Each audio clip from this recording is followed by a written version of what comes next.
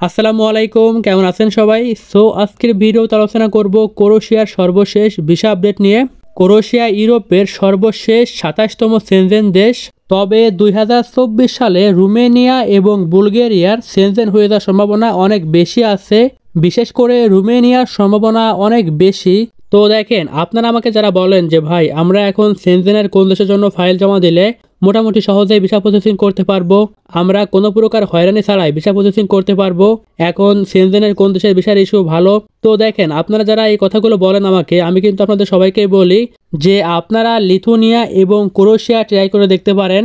এখন পোল্যান্ডও আপনার ভিসার ইস্যুটা অনেক খারাপ হয়ে গেছে। আপনারা যদি এখন লিথুনিয়া অথবা ক্রোয়েশিয়ার ভালো কোনো মাধ্যম পান, ভালো কোনো এজেন্সি পান, সেক্ষেত্রে আপনারা এই দুইটা দেশের যে কোনো একটা দেশের জন্য ভিসা প্রসেসিং করতে পারেন।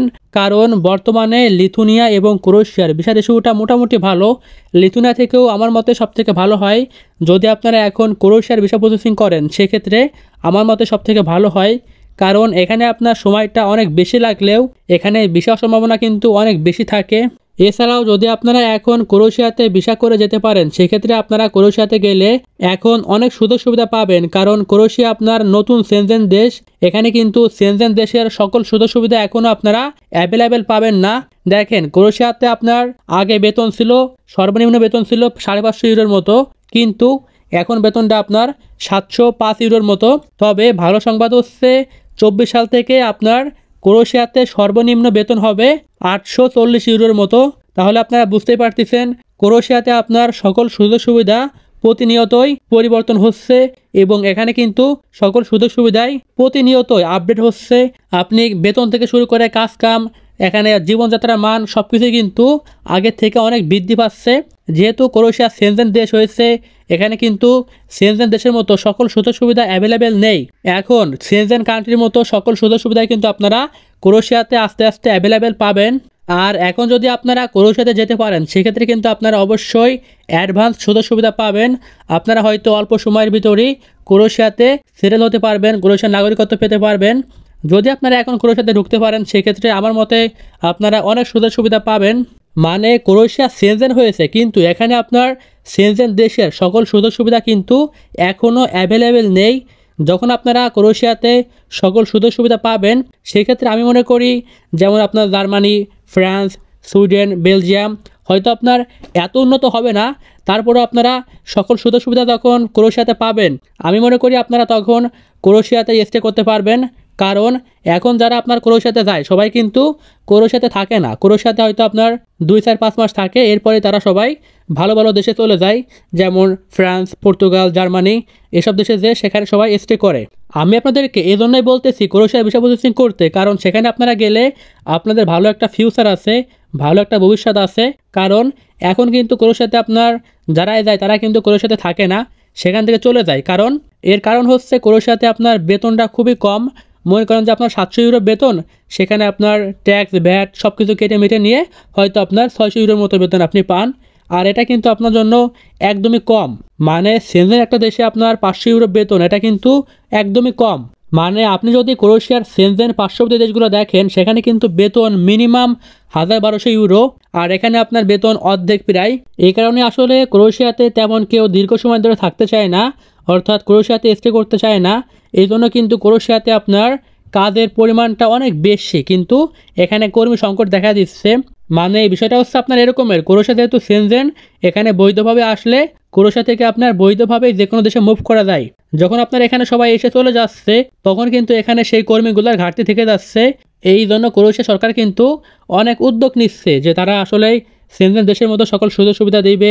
এখানে বেতন থেকে শুরু করে কাজ কামের সুযোগ সুবিধা, থাকা খাওয়ার সুযোগ সুবিধা, নাগরিক সুযোগ সুবিধা, ক্রোয়েশিয়াতে আপনার জীবনযাত্রার মান সবকিছু কিন্তু আপডেট করতেছে। এই কারণে যদি আপনারা এখন ক্রোয়েশিয়াতে যান, সেক্ষেত্রে মিনিমাম স্যালারি পাবেন বাংলা টাকায় প্রায় 1 লক্ষ টাকার মতো। আর এখানে আপনারা ভালো মানের কাজ কাম করতে পারবেন। এখানে আপনারা স্টে করলে আপনাদের ফিউচার আছে। ক্রোয়েশিয়াতে যদি আপনারা স্টে করেন, তাহলে অবশ্যই আপনাদের ফিউচার আছে। আর এখানে আপনার অবশ্যই ওভারটাইম কাজের সুযোগ আছে। আপনারা ক্রোয়েশিয়াতে ওভারটাইম কাজ করতে পারবেন। মোটামুটি যদি আপনারা ক্রোয়েশিয়াতে ওভারটাইম কাজ করেন, সেক্ষেত্রে প্রতি মাসে 1.5 লক্ষ টাকারও বেশি আয় করা পসিবল।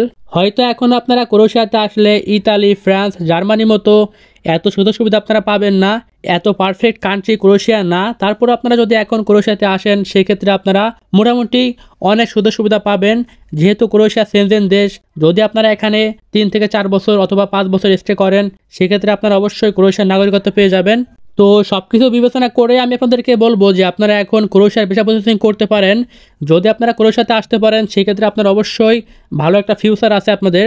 এছাড়া যদি আপনারা সরাসরি ইতালি, স্পেন, জার্মান, পর্তুগাল, ফ্রান্সের ভিসা প্রসেসিং করতে চান সেক্ষেত্রে অবশ্যই আপনাদেরকে হার্ড স্কিল ওয়ার্কার হওয়া লাগবে, আপনাদের মিনিমাম 4-5 বছরের কাজের এক্সপিরিয়েন্স থাকা লাগবে।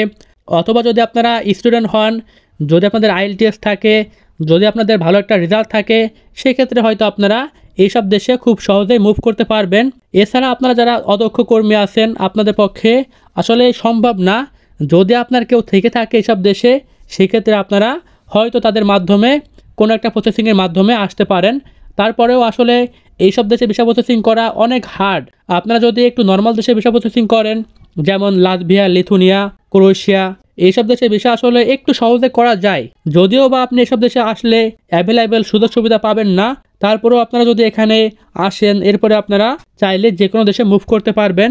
আর আপনারা আমাকে ক্রোয়েশিয়া বিষয়ে একটা প্রশ্ন করেছেন, সেটা হচ্ছে যে ভাই আমরা পারমিট পেয়েছি, অফার লেটার পেয়েছি, এখন পারমিটের সঙ্গে অফার লেটারের মিল নেই অথবা অফার লেটারের সঙ্গে পারমিটের মিল নেই, এখানে আপনার কিছু একটা ভুল আছে। যেমন অফার লেটার দেওয়া আছে কাজ একটা, পারমিটে দেওয়া আছে কাজ আর একটা। অফার লেটারে দেওয়া আছে ইলেকট্রিক কাজ, পারমিটে দেওয়া আছে কনস্ট্রাকশনের কাজ। অথবা অফার লেটারে আপনার বেতন দেওয়া আছে 500 ইউরো, পারমিটে বেতন দেওয়া আছে 300 ইউরো বা 400 ইউরো। মানে এখানে আপনাদের ভুল আছে। যদি এরকম ভুল থাকে এক্ষেত্রে আসলে করণীয় কি, এই ডকুমেন্টগুলো ফেক কিনা আপনারা এরকম প্রশ্ন অনেকেই করে থাকেন। দেখেন, যদি এরকমের সমস্যা হয় আসলে সেনজেনের ক্ষেত্রে সমস্যাগুলো খুবই কম হয়, কারণ সেনজেনের ডকুমেন্টগুলো খুবই নিখুঁত থাকে, এখানে আপনার ভুল হওয়ার সম্ভাবনা খুবই কম থাকে। এরপরেও যদি আপনাদের পারমিটে অথবা অফার লেটারে ভুল থাকে সেক্ষেত্রে সেটা সংশোধন করার সুযোগ আছে। যদি আপনাদের অফার লেটারে ভুল থাকে সেক্ষেত্রে এটা আপনার অল্প সময়ের ভিতরে ঠিক করা যায়। শুধুমাত্র আপনার কোম্পানিতে একটা ইমেল করে আপনাদের যে সমস্যাটা হয়েছে, যেখানে ভুল আছে সেটা তাদেরকে বললে তারা তৎক্ষণাৎ ঠিক করে দিবে। আর যদি আপনার পারমিটে ভুল থাকে সেক্ষেত্রেও এটা আপনার ইমিগ্রেশনের মাধ্যমে ঠিক করে নেওয়া সম্ভব। এই ক্ষেত্রে হয়তো আপনাদের সময়টা একটু বেশি লাগতে পারে। আর এই সমস্যাগুলো আপনার যদি হয়ে থাকে তাহলে অবশ্যই আপনার এজেন্ট তার নিজ দায়িত্বে এই সমস্যাগুলো ঠিক করে দিবে। এর জন্য আপনার কাছ থেকে 1 টাকাও নেবে না, হয়তো আপনার সময়টা লস হবে।